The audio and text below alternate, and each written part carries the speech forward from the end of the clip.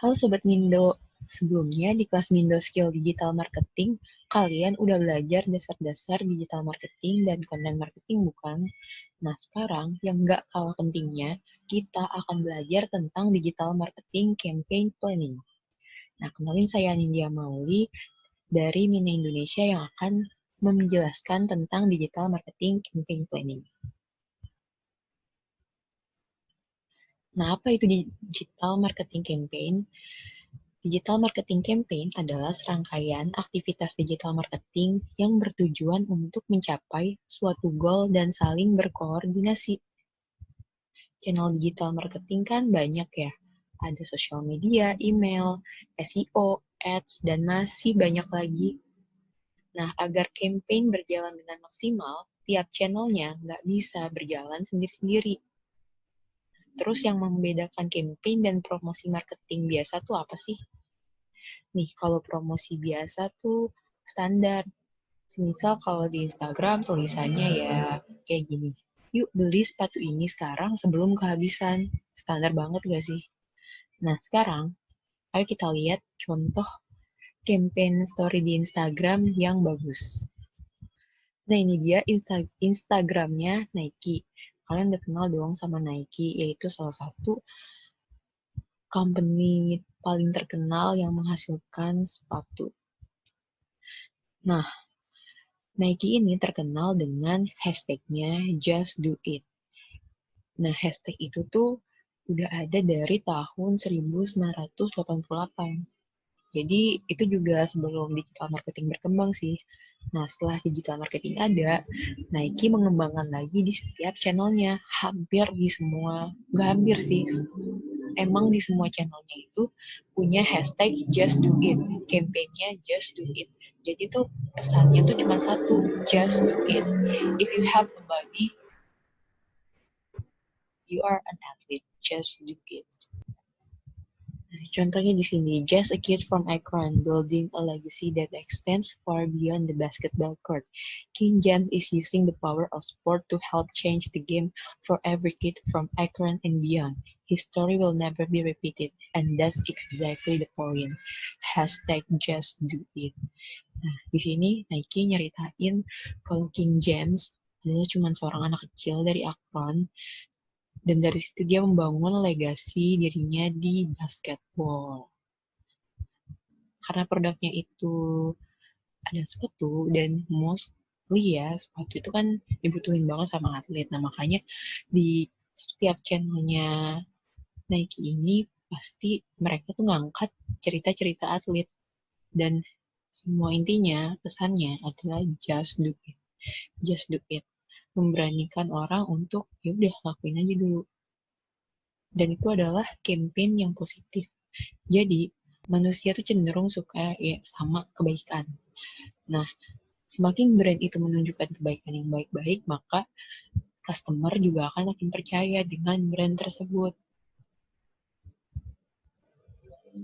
Itulah kenapa dengan campaign yang positif, itu bisa nambahin branding kita dan revenue atau profit.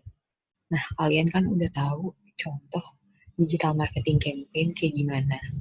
Nah, sekarang aku mau ngejelasin 6 hal yang harus kalian perhatikan sebelum memulai digital marketing campaign. Apa aja sih yang harus kita rencanain? Pertama, yang harus kalian tahu banget, ya sebelum ngapa-ngapain, pokoknya ya kalian harus mengenali identitas brand dan produk. Ya tentu sih, ini kayaknya udah wajib banget sih ya. Nah, apa sih yang harus kalian tahu tentang brand dan produk kalian? Pertama, tentang brand. Tentang brand itu, kalian harus tahu nama brand kalian tuh apa. Kenapa nama brand kalian itu. Terus, visi misi brand kalian tuh apa. Kategorinya, brand kalian tuh bergerak di bidang apa. Itu. Jadi kalian harus tahu apa ya, seluk-beluk brand kalian berdiri dan apa sih kenapa ada brand usaha kalian itu sekarang. Nah, yang kedua, yang kita jual itu kan produk. Nah, jadi kamu harus tahu isi produknya itu kayak gimana. Nah, isi produknya itu apa, terus manfaat, terus harga, ya pokoknya serba-serbi mengenai produk itu. Jangan sampai kita jualan tapi kita nggak tahu brand sama produk itu kita itu siapa dan apa. Nah, sambil aku ngejelasin tentang digital marketing campaign planning ini, nah aku juga mau ngasih tahu kalian kalau aku juga ngasih simple template digital marketing campaign planning. Kita lihat ya. Nah, ini dia digital marketing campaign planning yang aku sederhanain untuk kalian yang baru mulai di digital marketing. Nah, dalam mengenali identitas brand dan produk ini, kamu bisa memasukkan beberapa hal di planning yang udah dibuat di Excel tadi. Kita lihat Excelnya ya. Nah, jadi kalau di campaign planningnya ada 4 hal yang harus kamu tahu mengenai brand dan produk. Pertama, tentunya nama brand atau usahanya. Kedua, ada kategori. Nah, itu tuh maksudnya adalah brand atau usaha kamu itu bergerak di bidang apa. Nah, terus ketiga ada karakteristik brand. Nah, ini tuh karakteristik itu adalah apa yang sih yang ingin kamu tonjolin dari brand atau usaha kamu ketika kegiatan marketing. Misal di sosial media, kamu pengennya dikenal kayak gimana sih? Aktif, lucu, atau gimana? Nah, kenapa ada tiga, ada satu, dua, tiga? Karena kalau kita terlalu banyak karakteristik, orang tuh bakal bingung sama kita. Sebenarnya nih brand tuh kayak gimana sih? Bingung gue ngeliatnya, kan aneh gitu loh. Sama aja kayak kamu kenal sama orang, kok ini orang malu tapi ekspresif, kan nggak ada korelasinya gitu. Nah, jadi kamu harus bisa tahu karakteristik yang pengen kamu tampilin dan jangan sampai karakteristiknya itu kontradiktif.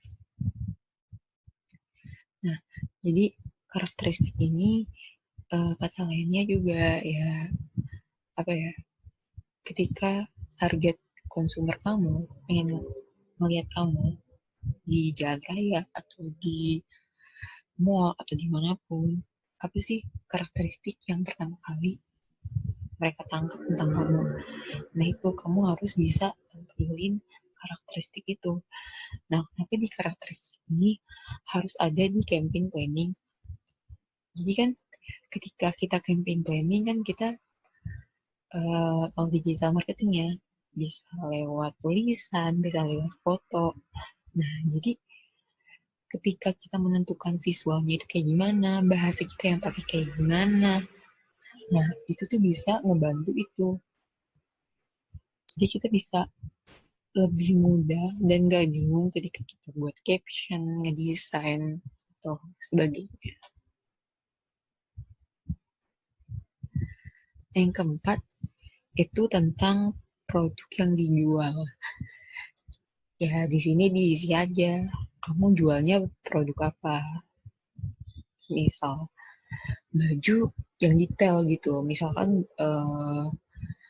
kerudung, kerudung bermasker gitu. Nah, di sini kan aku bilang tadi kamu juga harus tahu manfaat, terus harga, terus keterangan lain-lainnya tentang produk. Tapi di planning ini kamu nggak harus taruh semuanya, cukup produk yang dijual kamu tuh apa. Nah, hal ketiga yang harus kamu punya adalah punya goal yang jelas. Goal yang jelas itu kayak gimana sih? Pertama, spesifik. Kamu masih ingat nggak the ideal customer 5.0? Nah, itu kan ada aware, appeal, ada as, terus act, dan advocate. Nah, kamu tuh harus pilih dan spesifik stage mana yang pengen kamu goalin. Tuh. Nah, terus miserable. Miserable itu artinya berupa angka, terukur, tentunya dapat dihitung. Terus achievable, artinya ketika kamu nentuin goal tuh jangan ketinggian banget lah. Kira-kira aja yang bisa, yang challenging, tapi bisa tercapai. Keempat, artinya relevan sama produk atau brand kamu. Semisal kamu jualnya sepatu, ya goal kamu ya berhubungan sama sepatu. Nanti kita bahas di contoh aja. Nah, terus time bound. Time bound ini berarti ada batas waktunya. Kita lihat di Excel-nya ya. Buat campaign di sini ngikutin yang tadi spesifik, measurable, achievable, terus relevan, dan time bound. Nah, di sini contohnya ada 10 atlet follow channel digital marketing dalam waktu sebulan. Nah, misal ya, kita produknya sepatu. Nah, sepatu itu kan berhubungan, yang paling membutuhkan itu kan atletnya. Nah, jadi ya itu tuh relevan sama produk kita. Itu yang tadi aku bilang contoh relevan itu. Nah, terus 10 itu measurable, terus follow. Kenapa follow channel digital marketing? Jadi gini, semisal kamu usahanya baru atau produknya baru, supaya masuknya ke achievable, jadi pilih goal yang kira-kira itu bisa tercapai. Nah, selain bisa tercapai, itu juga apa sih hal pertama yang harus kamu lakukan atau harus kamu capai ketika kamu merupakan produk yang baru rilis atau usaha yang baru rilis. Nah, kalau baru kan pengennya tuh orang tuh tahu tentang kita kan. Nah, makanya itu masuk ke stage aware. Salah satu goals di stage aware adalah follow. Nah, terus ini dalam waktu sebulan, artinya itu masuknya ke time bound. Kemudian ada pesan yang disampaikan. Nah, ini kita ambil contoh dari Nike. Mereka pesan yang disampaikan itu adalah just do it. Ya udah, lakuin aja. Kayak gitu. Nah, sebenarnya kalau untuk pesan yang disampaikan ini nggak harus hashtag sih. Cuman orang-orang tuh banyak yang dijadikan hashtag supaya bisa melekat dan selalu diingat orang, bisa tertanam di pikirannya orang. Dan terus bisa lebih sampai pesan yang ingin kita sampaikan. Oke.